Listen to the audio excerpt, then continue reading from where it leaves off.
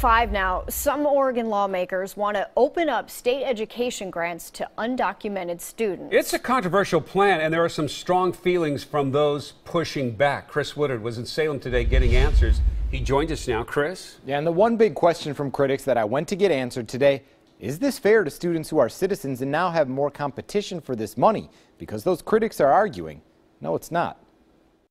I knew that for some of my colleagues this would be a step too far. This Oregon senator is trying to provide children of illegal immigrants with Oregon state education grants. And it was worth the push. His bill would open up Oregon Opportunity Grants to Oregon high school graduates who were brought to the U.S. as children but don't have immigration papers. This incentivizes the wrong behavior. Some lawmakers and immigration activists I talked to don't like it.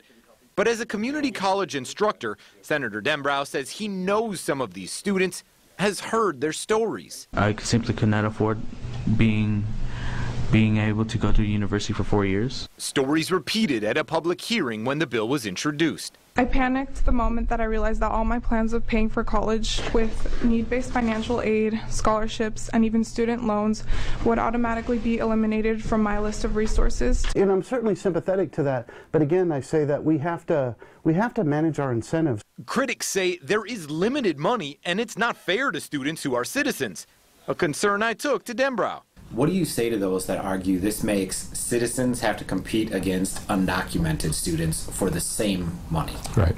Well, first of all, remember that these students have grown up here in Oregon.